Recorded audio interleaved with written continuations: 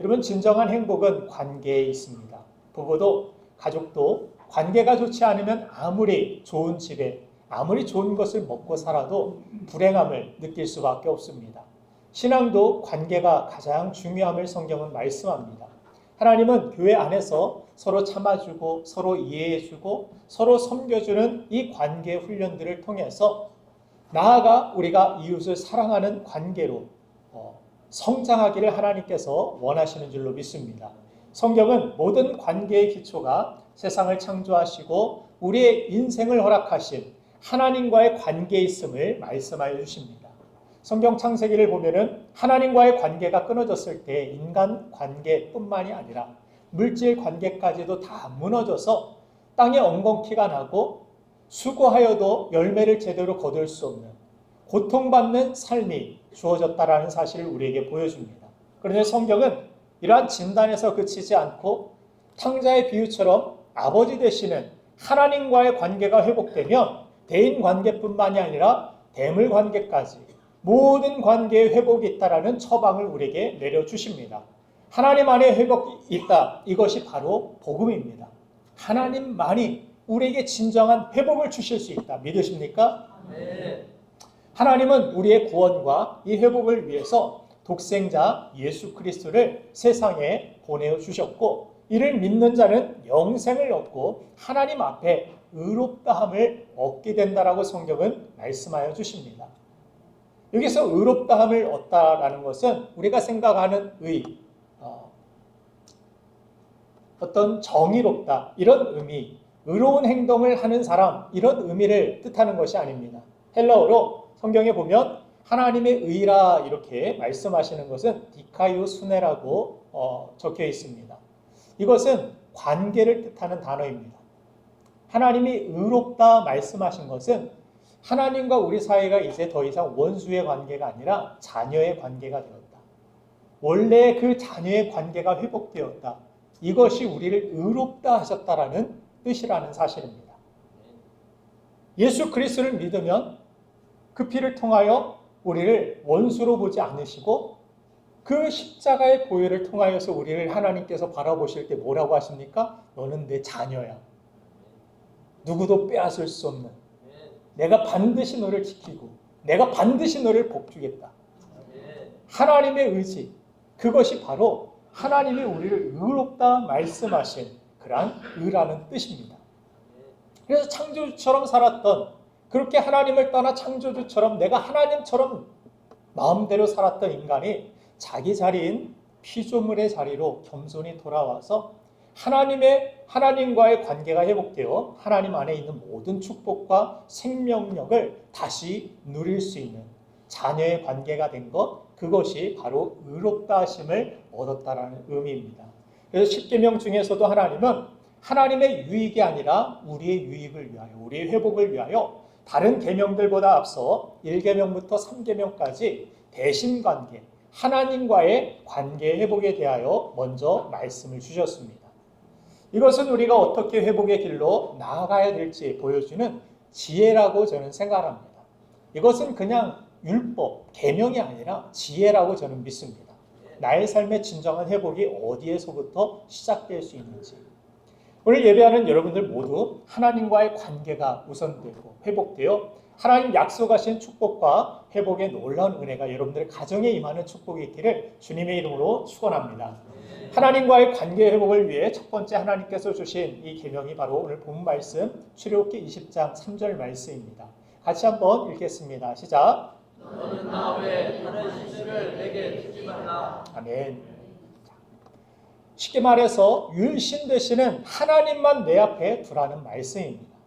왜 이렇게까지 율신 하나님만을 그렇게 강조하셨는지 두 가지 이유가 있는데, 첫 번째 이유는 바로 하나님만이 유일한 우리의 구원이 되시기 때문입니다. 십계명을 주시기 전에, 바로 전에 하나님께서 한 가지 말씀을 주시면서 십계명을 전하기 전에 강조하신 말씀이 있는데, 본문 말씀 출애굽기 20장 2절 말씀입니다. 같이 읽겠습니다. 시작. 나는 너를 애굽 땅 종되었던 집에서 인도하여 낸 내 하나님 여호와니라. 아멘. 한마디로 하나님께서는 이스라엘 백성들이 400년 동안 이집트에서 살면서 온갖 우상 문화에 찌들어 살았던 그러한 삶을 이제 10가지 재앙을 통하여서 이집트에서 주된 우상들을 심판의 성격으로 재앙을 내리신 것을 성경을 통해 우리는 보게 됩니다. 그들은 나일강의 물고기 신이나 개구리 신, 심지어 파리까지도, 이까지도 신으로 만들어 거기에 복을 빌고 살았습니다. 얼마나 우상들이 넘치고 넘쳤는지, 그런 문화 속에서 이스라엘 백성과 하나님의 택한 백성들이 400년 동안 그들 밑에서 노예로 살다 보니까 여지없이 그들도 그들이 섬겼던 우상을 함께 섬겼고, 참된 하나님, 유일신 하나님만이 그들의 유일한 구원임을 모르고 살았습니다. 그래서 계속해서 대를 이어서 노예로 살다가 결국에 하나님 앞에 간구하고 이대로는 못 살겠습니다. 그랬을 때 그들의 눈물과 고통과 신음을 들으신 하나님께서 구원을 그들에게 허락하여 주셨는데, 이 모든 것들의 구원이 어디로부터 있었느냐? 바로 유일하신 하나님의 능력에 있었다. 그 은혜에 있었다. 너희가 어떤 민족보다 위대하고 어떤 큰 힘이 있어서 애국으로부터 자유를 얻은 것이 아니다. 하나님의 절대적인 은혜로, 하나님의 섭리로, 하나님의 인도하심으로 너희가 구원받았음을 너에게 가르쳐 주길 원한다. 너희가 꼭 잊지 말고 기억해야 된다. 너희의 구원은 하나님께 달려있는 것이다. 이것을 십계명을 주시기 전에 강조하여 주시면서 유일하신 하나님만이 구원자이시며, 유일하신 하나님만을 의지하고 믿는 것, 거기에 우리의 생명이 달렸고 우리의 회복이 있다라고 가르쳐 주시는 것입니다. 예수님 당시에도 보면은 그리스 이 로마 신화를 통해서 우리가 많이 아는 그런 제우스 신이나 아테미 신이나 여러 가지 신들에 대한 이름들을 우리가 알듯이, 그렇게 로마는 다신교였습니다. 다신교. 여러 나라들이 우상을 섬기고 다신교가 있는 그런 나라들은 사람들이 그렇게 욕을 하지 않습니다. 공격하지 않습니다. 이 신도 괜찮고 저 신도 괜찮고 자기가 믿겠다라는데, 그러나 유일신은 하나님만을 믿는 기독교는, 기독교의 역사를 봐도 기독교의 역사는 핍박의 역사였습니다. 늘 공격받습니다. 왜 꼭 거기 하나님만이 구원이라고 가르치냐? 꼭 시비를 걸려고 합니다. 꼭 공격을 하려고 합니다.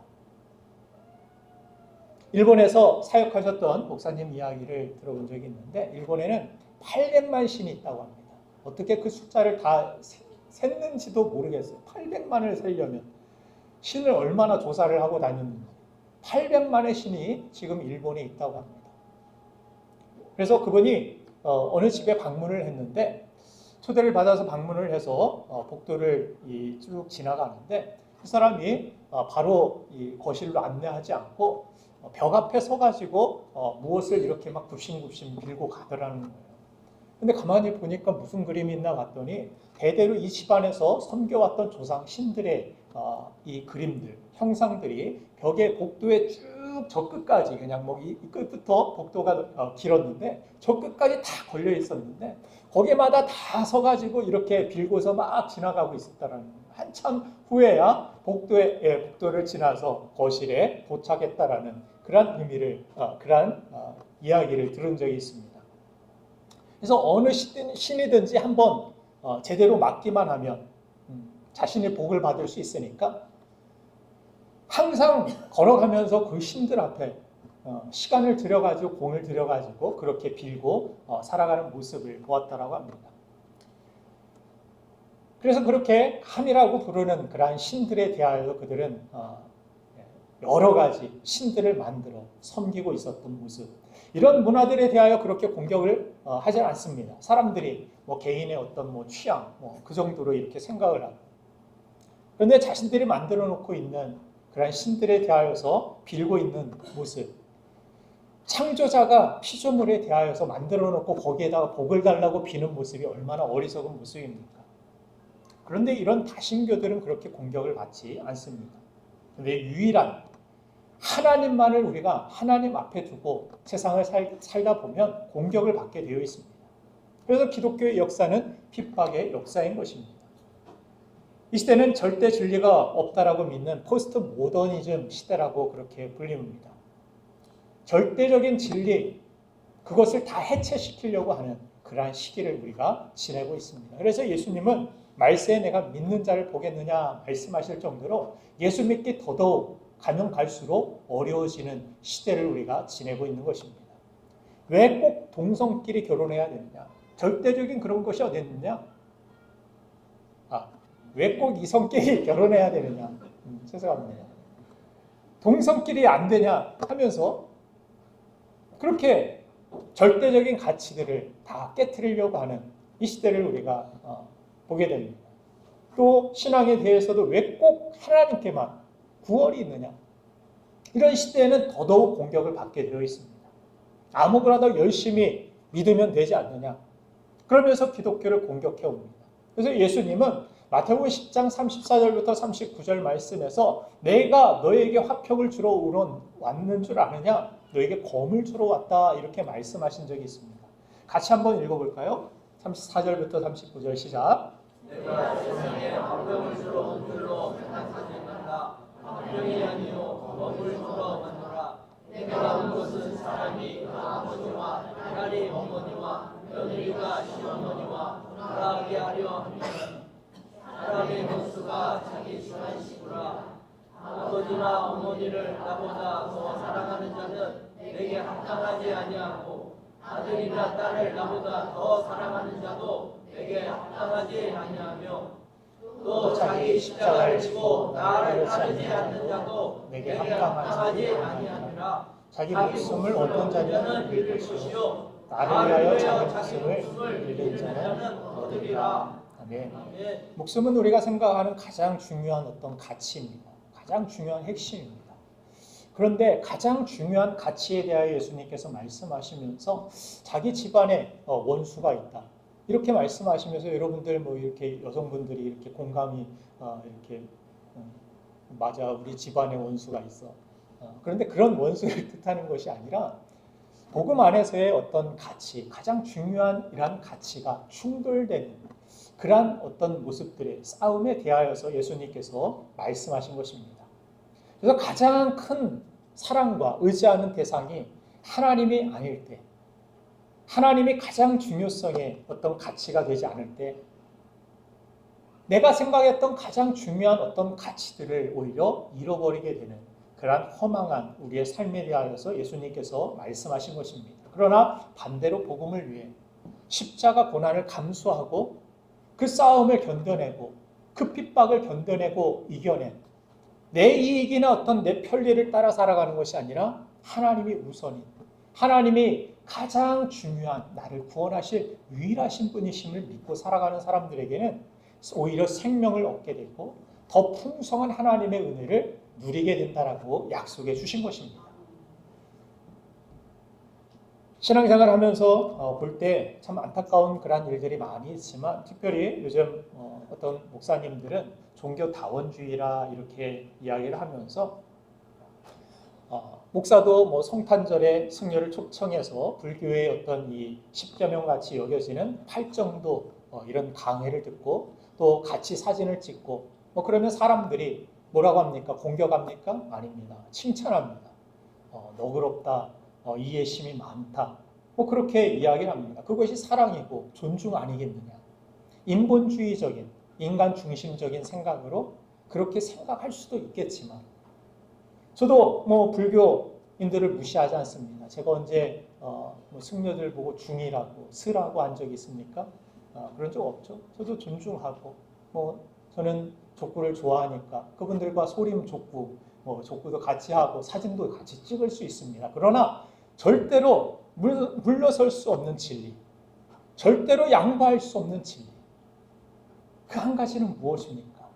바로 오직 예수님만 구원이시다. 오직 하나님만이 우리를 구원하실 수 있는 유일하신 분이시다. 구원에 대한 이 문제는 유일하신 하나님만이 알려주신 답이 정해져 있는데 틀린 답을 맞다고 이야기할 수 없는 것입니다. 공부를 할 때 어떤 학생이 문제를 풀다가 정답이 1번인데 그 정답을 벗어나서 2번 썼다가 틀린 그런 친구에게 내가 너그럽게 너에게 이야기해 줄게 하면서 어떻게 1번만 답이 될 수가 있겠느냐.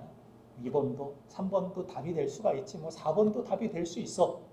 정답이 1번인데 그렇게 이야기한다라면 그 친구는 평생을 답을 찾으려 하지도 않을 거고 이것도 답이고 저것도 답일 수 있는데 다 정답일 수 있는데 뭐 하면서 평생 답을 알지 못하는 인생을 그렇게 살아갈 수밖에 없을 것입니다. 우리 자녀들에게도 마찬가지죠. 자녀들이 위험한 어떤 쥐약 같은 것을 손에 들고 그것이 음료수라고 사탕이라고 들고 돌아다니면 그것도 쥐한테 약이 되니까 그냥 먹어도 괜찮아 하고 여러분들이 그렇게 내버려 두겠습니까? 이거 안 돼. 먹으면 죽어. 어떻게 해서든지 뜯어 말리지 않겠어요? 이건 먹는 약이 아니야. 죽는 거야. 똑같은 약이니까 먹어도 돼. 그렇게 이야기할 수 없다라는 거예요. 그렇게 귀가 따가워도 듣기 싫어해도 말해주지 않겠습니까? 이게 전도자의 마인드이고 또 예수님께서 이 땅에 오셔서 십자가에 달리신 주님의 마음이라고 저는 믿습니다. 너희들 그렇게 살면 안 돼. 내가 너희들을 위하여 대신 죽을게. 너희들 그렇게 살면 이렇게 너희들은 죽음으로 끝나. 그러나 나를 믿으면 너희의 인생은 죽음으로 끝나지 않아. 부활이 있어. 생명이 있어. 영원한 천국이 있어. 예수 그리스도를 영접할 때 놀라운 하나님의 은혜가 있음을 우리에게 십자가에서 주님은 친히 전달해 주신 것입니다. 그렇게 가면 죽으니까, 가면 망하니까. 절대 그러면 안 돼. 그렇게 하나님께서도 우리에게 말씀하신 것입니다. 하나님 앞에 하나님만이 유일하신 하나님이심을, 구원이심을 믿고 살아야 돼. 그렇게 하나님께서 말씀하신 거예요. 우리의 유익을 위하여, 우리의 구원을 위하여.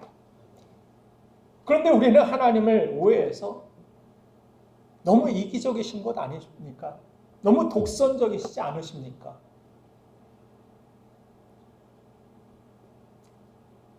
십자가는 독선이 아니죠. 사랑입니다. 이기적이면 죽지 않습니다. 다른 이들을 위하여, 나를 위하여. 그것은 유일한 생명의 길이기 때문에 죽어서라도 우리에게 전달할 유일한 구원의 길이기 때문에 허락하여 주신 것입니다. 하나님께서도 십계명 제1계명을 통하여서 하나님만을 앞에 두고 살아라. 이것은 유일한 하나님만이 우리의 삶의 구원이고 회복이기 때문인 것입니다. 그것이 참된 자유를 지키고 주신 복과 은혜를 누리는 그러한 삶의 가장 기초되는 가장 핵심적인 중요한 내용이기 때문입니다. 그래서 찰스 스펄전 이 목사님이라는 분이 인간의 노력에 기인한 이 선행으로 천국에 가려는 것보다 종이배를 타고 대서양을 항해하고자 하는 편이 더 낫다라고 이야기를 했습니다. 그래서 구원은 온전히 하나님의 전적인 은혜다. 믿으십니까?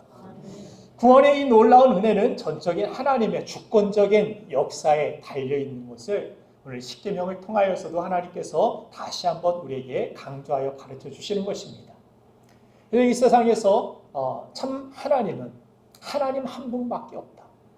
이것을 믿고 우리가 의지하며 살아갈 때 어떤 공격이 있고 어떤 핍박이 있고 어떤 위험이 있지만 우리는 포기할 수 없는 것입니다. 오직 살 길이 거기에 있기 때문에 하나님께 있기 때문에 하나님께로 나아갈 길도 단 하나 예수 그리스도밖에 없기 때문에 우리는 예수 그리스도만이 나의 생명에 위협이 있고 많은 순교자들이 죽음을 당하면서까지 끝까지 하나님만을 의지하고 붙들었던 것입니다. 다른 길은 없기 때문에. 그래서 우리가 그 구원의 은혜에 감사함으로 하나님 앞에 우리가 우선순위를 가지고 어떤 날들보다 이 예배의 자리를 귀하게 여기고 예배를 드리러 하나님 앞에 나오는 것입니다. 예배를 드려서 우리가 구원을 받기 위해 나오는 것이 아니죠. 제가 뭐 뽀로로 안경을 썼다고 뽀로로가 될 수 없는 것처럼 우리가 예배 자리에 한번 나왔다고 해가지고 내가 뭐 달라지고 이게 아니라 내가 이 자리에 나와서 구원받는 것이 아니라 나를 구원하신 예수 그리스도를 우리가 나의 주로 영접하고 그러할 때 구원이 있는 것이지. 그 구원받은 은혜의 감사함으로 나오는 자리가 예배의 자리인 줄로 믿습니다. 그래서 어떤 나의 노력, 선행으로 구원을 이루고 하나님께 나아가려는 그러한 시도를 바로 율법이라고 그렇게 이야기하는 것입니다. 우리는 율법이 아니라 하나님의 자녀로서 하나님 앞에 예배하는 것이 특권이고 또 하나님 앞에 헌신하는 것이 우리의 삶의 놀라운 은혜이고 또 구원의 고백인 줄로 믿으시길 바랍니다. 그 구원의 은혜, 오직 예수 그리스도만이 나의 구주라는 나의 구원이시라는 그 은혜를 가지고 살아가는 저와 여러분들이 되기를 주님의 이름으로 축원드립니다. 마지막 한 가지는 하나님이 복의 근원이시기 때문에 유일하신 하나님 앞에 우리가 서라고 말씀하여 주시는 것입니다. 하나님은 우리에게 복 주시는 하나님이심을 성경에서 누누하게 우리에게 강조해 주십니다. 그리고 반대로 하나님을 떠나면 하나님을 거역하고 불순종하면 하나님의 복이 우리의 삶 가운데 주어지지 않고 오히려 저주와 악한 마귀의 어떤 이 계계가 우리의 삶을 망가뜨린다는 사실을 성경은 분명하게 보여주십니다. 만약에 내 마음대로 하나님을 떠나 사는 것이 축복이라면 하나님은 우리를 붙들지도 않으실 것이고 십자가에서 우리를 대신하여 죽으시지도 아니하셨을 것이고 돌아오라고 말씀하실 이유가 없습니다. 유일하신 하나님만을 섬기고 믿으라고 말씀하실 이유가 없습니다. 하나님 떠나 사는 것이 자유고 축복이라면.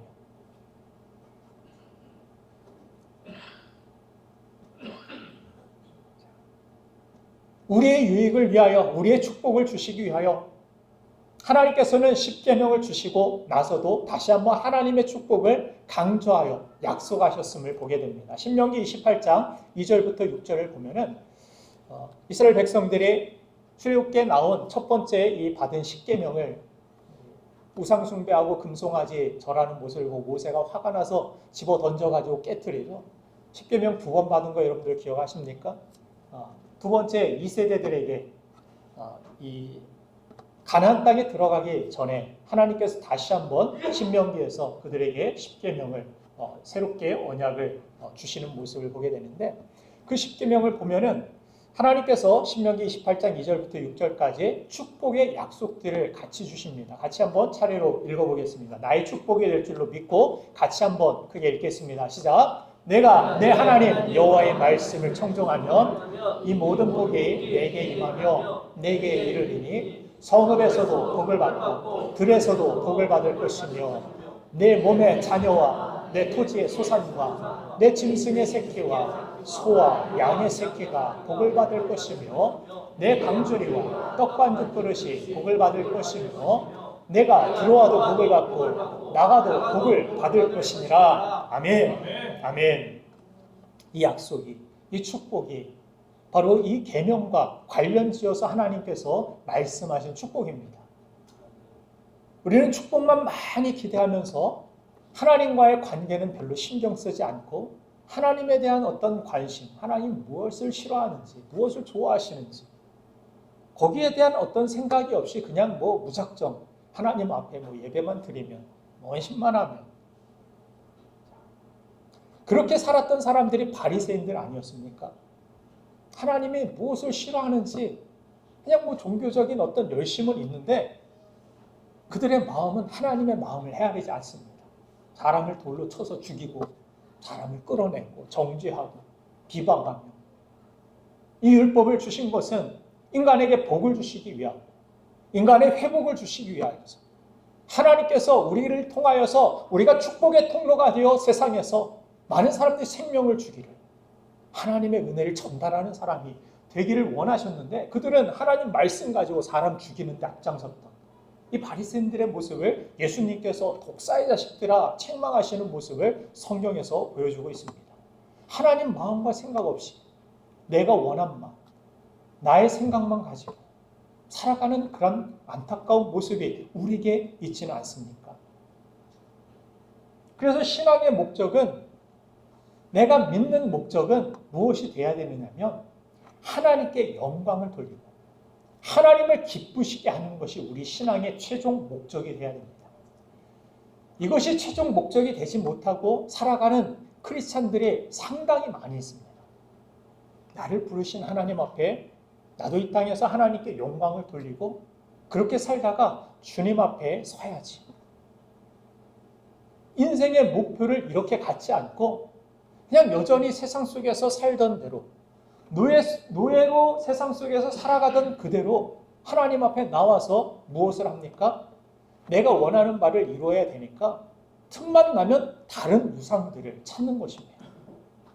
보이지 않는 하나님보다 보이는 세상의 어떤 지식들, 결과들, 세상의 돈, 당장 힘이 되고 당장 어떤 나에게 도움이 되고 이익이 되는 그것을 쫓아서 우상을 찾고 세우더라는 것입니다. 그래서 하나님께서 말씀하신 거예요. 그런 것들 따르면 결과적으로 남는 것이 없어. 남는 건 죽음뿐이야. 고통뿐이야. 하나님의 영광을 우리가 이 땅에서 누리고 살아가려면 제대로 된 기준점, 중심점이 있는데 그것이 바로 복 주시는 하나님 앞에 믿음을 가지고 우리가 서는 길임을 말씀하여 주시는 것입니다. 우상 만드는 이유, 우상을 섬기는 이유, 여러분들 막 절에 가고 부적을 쓰고 구슬하고 다 이유가 무엇입니까? 내가 잘 되는 것이 목적입니다. 내가 원하는 바를 이루는 것이 목적입니다. 그래서 전보고, 그래서 비싼 돈 내고 막 부적 쓰고 구슬하고 별짓을 다 하는 것입니다. 그들의 신앙의 목적은 나입니다. 그런데 크리스찬들도 여전히 그런 것들을 어렸을 때 보고 자라서 그랬는지, 그런 문화 속에서 자랐는지 모르겠지만 우리가 예수 그리스도를 나의 구주로 믿고 하나님의 영광을 위하여 우리를 부르셨는데 그것이 목적이 아니라 여전히 내 목적을 위하여 하나님을 오히려 이용하는, 하나님을 영화롭게 하고 하나님만이 가장 나의 유일하신 경배의 대상, 신앙의 대상이 아니라 나의 자신의 어떤 영광과 영화를 위하여서 우리가 하나님 앞에 설 때가 많이 있다는 것입니다. 그래서 하나님도 나는 믿습니다, 하나님 믿습니다 하지만 다른 신들도 우리 삶에 많이 두고 살아간다는 거예요. 신앙이라는 것은 나에게 기쁨을 주는 어떤 대상, 나에게 만족을 주고 슬픔이든 기쁨이든 그 신앙의 대상으로부터 얻는 것, 그것이 나의 신앙의 대상입니다. 그것이 자녀가 될 수도 있고 돈이 될 수도 있고 여러 가지 세상의 것들이 될 수도 있습니다. 근데 자녀보다 뭐 돈보다, 돈이 내 통장에 10억 들어왔다, 막 할렐루야, 막 기쁘고 막 춤을 출 수 있을 것 같은데 하나님이 너를 사랑해. 별로 그런 줄 알고 있어요. 뭐. 근데 별 도움이 안 돼요, 살면서. 하나님이 뭐 무엇을 아파하신데 별 관심 없어요. 아파하셔요. 뭐 십자가에서 아프셨는데 좀 더 아픈다고 뭐 좀 참으세요.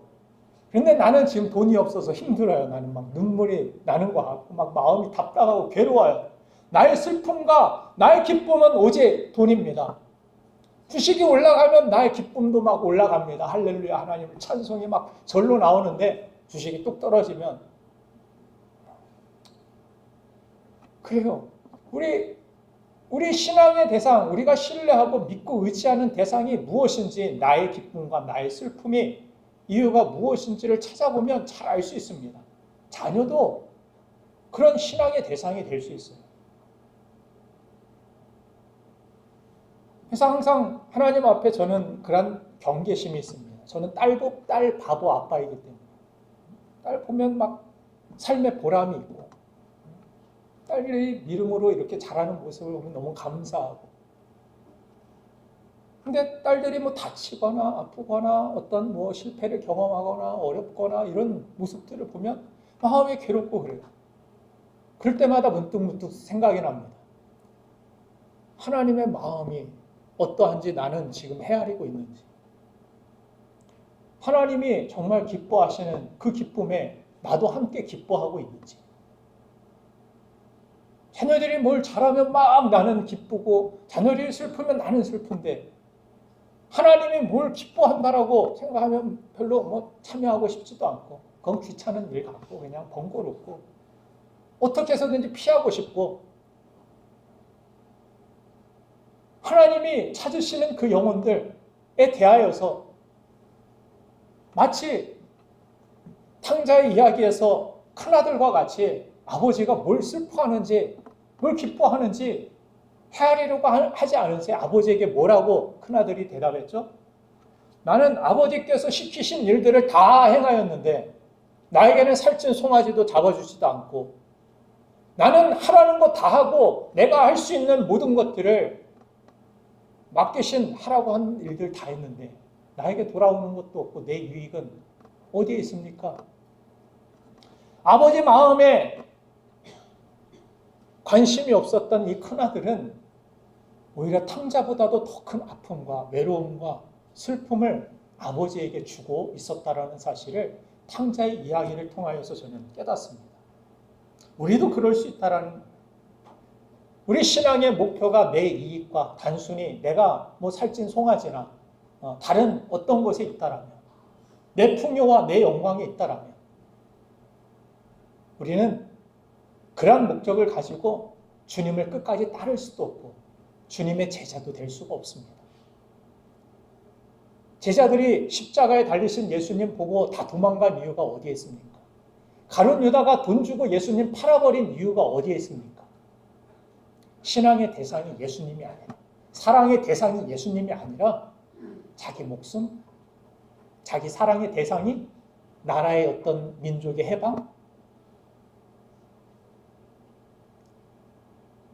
신앙인들이 그래서 정치적으로 앞장서서 나라를 물론 나라를 위해서 기도하라고 성경은 말씀합니다. 정치 지도자들, 집권자들을 위해서 기도하라고 말씀합니다. 그러나 우리 신앙의 목표가 거기에 있지 않습니다. 하나님의 나라를 위하여, 영혼 구원을 위하여서 우리를 부르셨고 하나님의 영광을 위하여 영화롭게 하기 위하여서 우리를 부르셨습니다. 그리고 그렇게 하나님께 영광을 돌리는 자들에게 하나님은 약속하신 것입니다.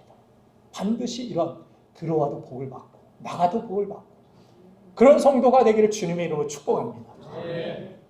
들어와도 복을 받고 나가도 복을 받고 떡반죽 그릇이 복을 받고 자손들이 심지어 가축까지도 복을 받는, 여러분들이 집에서 기른 강아지, 고양이들까지도 복을 받는 이런 놀라운 은혜, 놀라운 축복, 이것은 내 유익만을 추구하는 사람에게 주어지는 것이 아닙니다.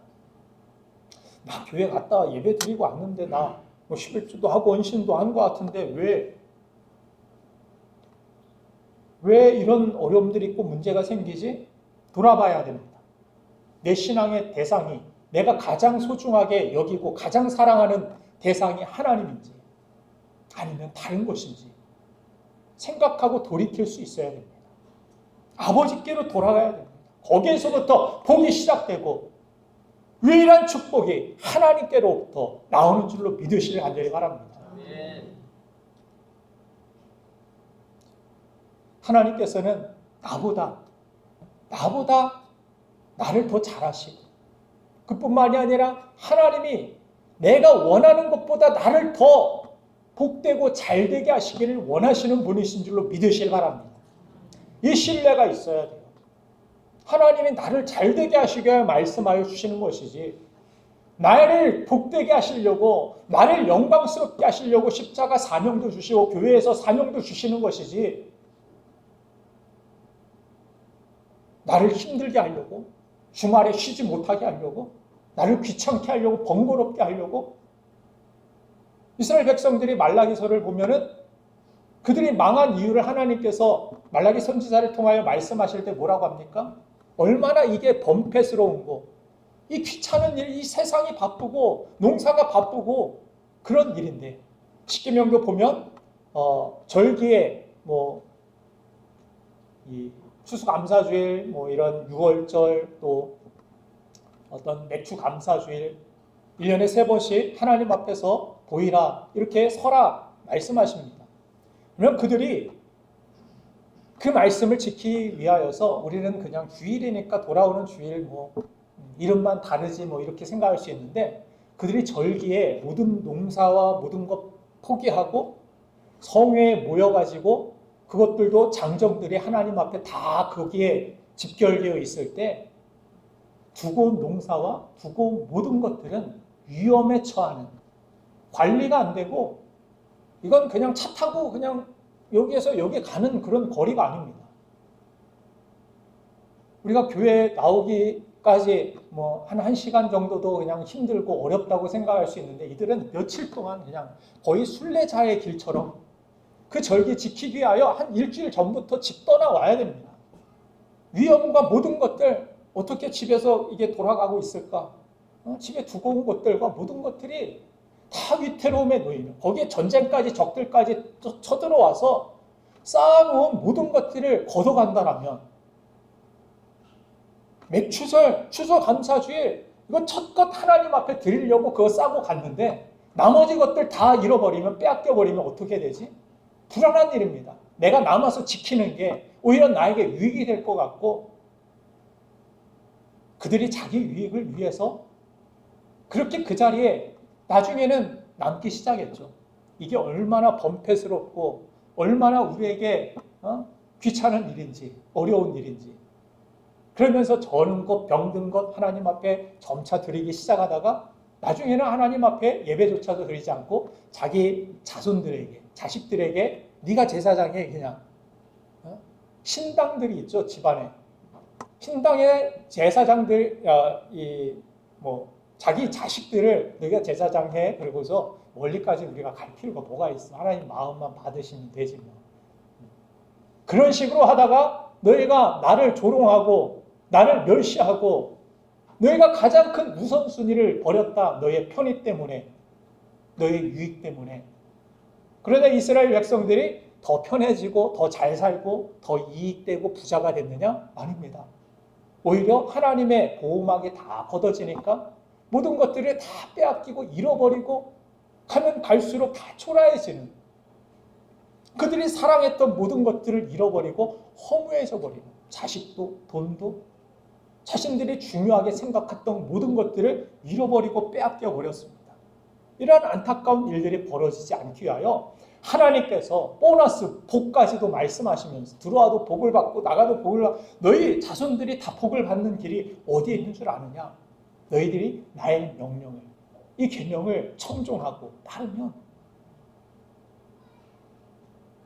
그래서 보이지 않는 하나님보다 내가 만든 어떤 금송아지 그것이 더 믿을만하고 돈이 더 믿을만하고 세상이 더 믿을만하고 당장 결과가 좋아 보이는 그런 세상 방법, 세상 지식 그것이 더 믿을만해서 유튜브 지식을 많이 쌓고 많이 검색도 하고 지식은 많이 했는데 하나님에 대한 지식은 없고 하나님께 대하여 부여하지는 않고 그렇게 우리가 살아갈 때 우리의 삶에 주어지는 것은 하나님의 축복이 아니라 하나님의 영광이 아니라 허무함 뿐인 줄로 믿으시기 바랍니다. 그래서 로마서 12장 2절 말씀에서 이 유일한 축복으로 우리가 나아가기 위하여 무엇을 말씀하고 있는지 같이 읽어보겠습니다. 시작. 너희는 이 세대를 본받지 말고 오직 마음을 새롭게 함으로 변화를 받아 하나님의 선하시고 기뻐하시고 온전하신 뜻이 무엇인지 분별하도록 하라. 아멘. 이 세대를 본받지 말고 어떻게 살라 이야기하십니까? 하나님이 기뻐하시는 게 뭐지? 하나님 온전하신 뜻이 무엇이지? 이렇게 단순하게 살라라는 것입니다. 이것이 하나님 기뻐하시는 일인가? 오늘 예배 드리면 하나님 기뻐하시는 일인 줄로 믿으시고 나오실 줄로 믿습니다. 이것이 하나님 앞에 헌신하는 것이 하나님 기뻐하시는 것인가? 헌신하는 것입니다. 그럴 때 하나님의 인도하심이 있고 하나님의 축복이 있습니다. 이 미국에서 제가 한국으로 오기에도 어려운 그런 마음이 있었다고 했죠. 여러분들이 어떤 나의 이익을 놓고서 하나님 말씀을 두고 하나님 기뻐하시는 것을 두고 어떤 결정과 선택을 할 때 두려움도 있고 갈등도 있다라는 사실을 저는 심각하게 많이 경험을 했습니다. 거기에서 터전이 다 잡히고 많은 기회들이 있고 자녀 교육이든 뭐든 이전보다 더 좋게 기회들이 많이 주어지고 여기에서 한인 교회 중에서 뭐 가장 크다고 하는 이 사랑의 교회 오정 목사님 계신 거기서 청년 사역으로 또 이야기가 되고 있고 이사도 되고 있고 좋은 집을 어떤 장로님께서 또 허락해 주셔서 아주 싼 가격에 들어가게 되어 있고 여러 가지 상황들 가운데서 이 신북교회가 어려움에 있다고 담임 목사님이 어렵다고 논문 다 끝나지도 않았는데 이제 논문 기간에 들어가고 이제 좀 여유롭게 우리 아내도 이제 공부를 시작할 수 있는 그런 때가 되었는데 갑자기 이런 요청이 있을 때 여러분들이라면 어떻게 하셨을까요? 기도도 잘 안 나오더라고요. 기도할 때마다 뭔가 분별이 되니까 하나님이 기뻐하시고 지금 원하시는 것이 무엇인지 내가 해야 되고 내가 도와야 될 그런 일들이 생각나니까 기도하는 것이 어렵고 힘들더라고요. 아내를 볼 때마다 미안하고 자녀를 볼 때마다 미안하고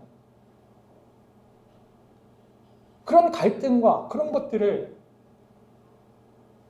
우리가 기뻐하시고 온전하신 뜻이 무엇인지 분별하도록 하라 이렇게 말씀하셨는데 이 말씀이 가벼운 말씀 같지만 정말 삶에 들어가서 실천하려고 하면 얼마나 무겁고 얼마나 어려운 그런 말씀인지 모릅니다.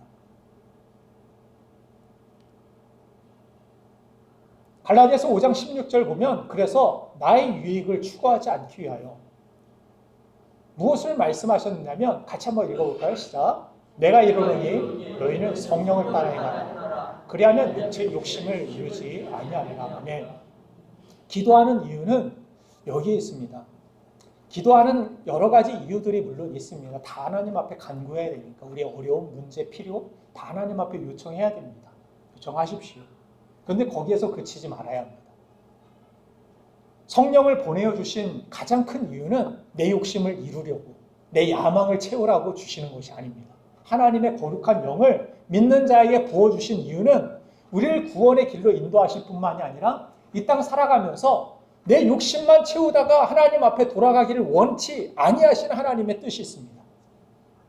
성령이 함께 하시면 우리가 기도하다 보면 어떻게 합니까? 성령께서 용기를 주십니다. 결단할 수 있게 하십니다.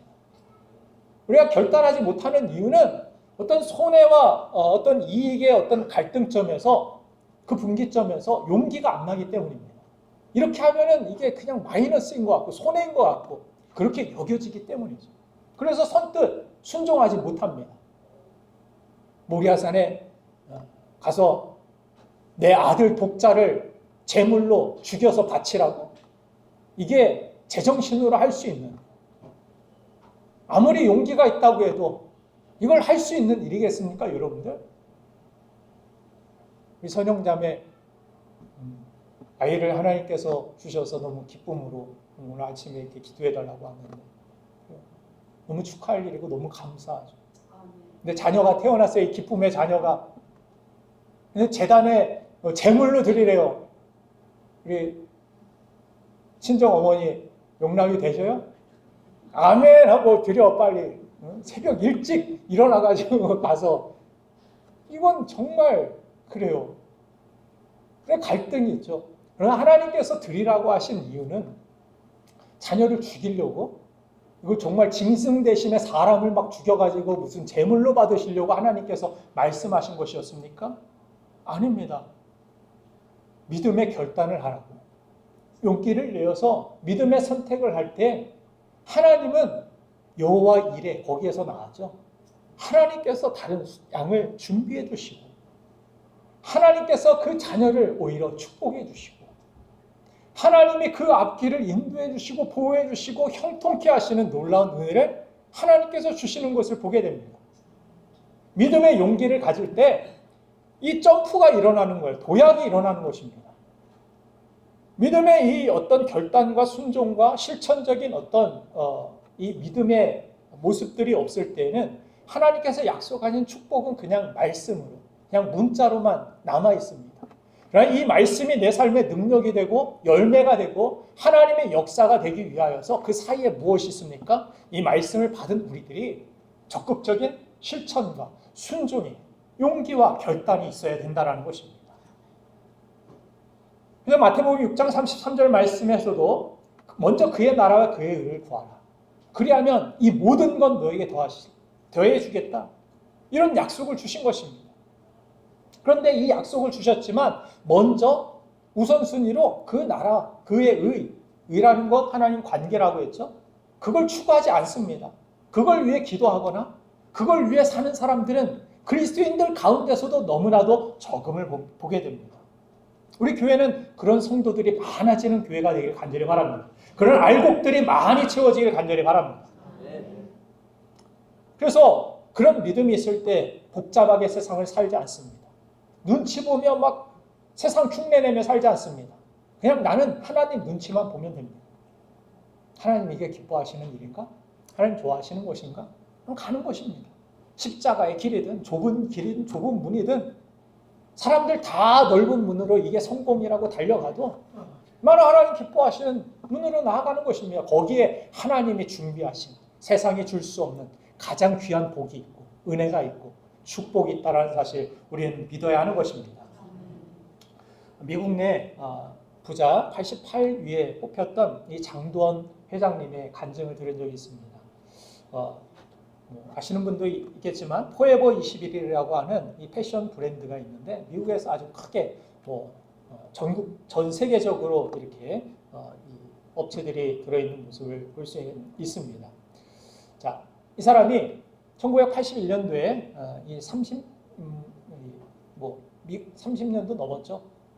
이민을 갔습니다. 이민을 갔어요. 가서 정말 고생도 많이 하고 건물 관리도 하고 주유소 직원도 하고 커피숍 종업원도 하고 옷가게도 하고 LA에서 옷가게를 이렇게 작게 시작을 했는데 근데 교회를 다니면서 하나님의 은혜가 무엇인지 여기에서 LA에서 처음 깨닫게 되었다고 합니다. 나 같은 죄인이 구원받으니까 너무 감사하구나.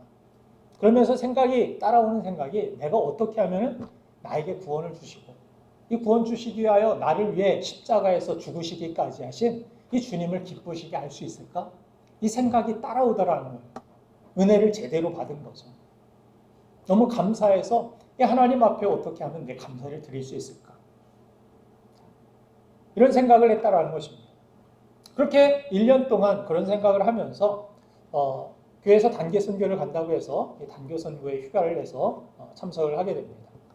브라질에 남미에 가서 선교도 하고 중국에 가서도 선교를 하고 이런 선교를 하는데 얼마나 감사했는지 그 복음이 전해지는 곳에 하나님의 역사가 있고 복음이 심겨지고 사람들이 회심하고 주께로 돌아오는 그러한 일들에 대하여서 너무나도 감사해서 이런 하나님 앞에 서원을 했다고 합니다. 하나님께서 이 사업장을 통하여서 내가 하나님 앞에 쓰임 받기를 원하는데 특별히 교회에서는 이 성경에서는 10의 1을 강조하지만 저는 10의 9를 하나님 앞에 드리는 인생을 살고 싶습니다. 그리고 10분의 그 중에 1만 가지고 내가 생활을 하고 가족들과 함께 살기를 원합니다. 이런 기도를 기도하고 나서 깜짝 놀랐다는 거예요. 자기 입에서 이거 어떡하지? 수습이 안 될 것 같고 10의 9 가지고 당장 10의 1 가지고 그거 살려고 하니까 작은 LA에서 작은 옷가게였으니까 막막하죠. 그런데 하나님께서 그 기도를 들으시고 응답하셨을 때 놀라운 일들이 막 일어나더라는 거예요. 갑자기 사업이 성장하니까 이건 내 어떤 컨트롤, 내 능력, 계획 이건 아무것도 소용이 없었다라는 거예요. 그냥 나는 어떻게 하루 살고 한 달 어떻게 이 가게 운영할까 이것만 생각했는데 근데 막 확장해 나가니까 거기에다가 또 일할 수 있는 좋은 사람들을 막 붙여주시니까 갑자기 일어나게 되더라는 거예요. 미국 이 부자 88위 한국 부자는 될 것도 아니죠. 미국 부자 뭐 100위 안에 들면은 뭐 자산만 해도 뭐 100조 원 뭐 기본 뭐 그렇게 되니까 거기에서 10의 1이면 얼마나 되나요? 10조? 10조 가지고 뭐 여러분들 충분히 살 수 있겠죠. 기도도 좀 배포 있게 좀 했으면 좋겠어요. 뭐 소원까지는 아니더라도 나는 10의 1 뭐 제일 많이 교회에서 하는 사람 뭐 이거 뛰어넘어서 10의 1 가지고도 내가 충분히 살 수 있는 사람 되게 해주십시오. 19 가지고 복음을 위하여 생명 살리는데 내가 쓰임받게 하여 주시옵소서. 그러면서 그분이 인생의 성공에 대하여서 이야기하면서 저는 인생의 성공을 그렇게 생각합니다. 이렇게 이야기합니다. 죽음을 앞에 두고서 내 하나님 앞에 서게 될 때 나는 돈보다 하나님을 더 사랑했다고 고백할 수 있는 삶, 이것이 진정한 성공이라고 생각합니다. 사랑하는 여러분들, 하나님께서 오늘 이 첫째 계명을 통하여서 다른 신들, 다른 우상을 내게 두지 말고 오직 내 앞에 하나님만 두고 살아라. 하나님 앞에 섰을 때 하나님을 얼마나 내가 기쁘시게 할 수 있는지, 또 하나님 앞에 돈보다 세상 무엇보다도 하나님을 사랑했다라고 고백하며 그렇게 하나님을 가장 최우선으로 사랑한 사람들이 들어가는 그 나라가 하나님이 거하시는 천국인 줄로 믿으실 바랍니다. 그 천국 백성으로서 이 땅을 살아가기 위하여서 우상은 틈틈이 우리를 찾아오고 또 넘어뜨리려 하고 우선순위를 바꾸려고 할 것입니다. 그때마다 하나님 앞에 기도하시고 욕심이 아닌 성령의 인도하심을 따라 욕심을 이루는 삶이 아니라 하나님의 뜻을 이루는, 하나님의 기쁨이 되는 거룩한 삶이 되는 저와 여러분들에게 주님의 이름으로 축원드립니다. 기도하겠습니다. 우리 함께 잠시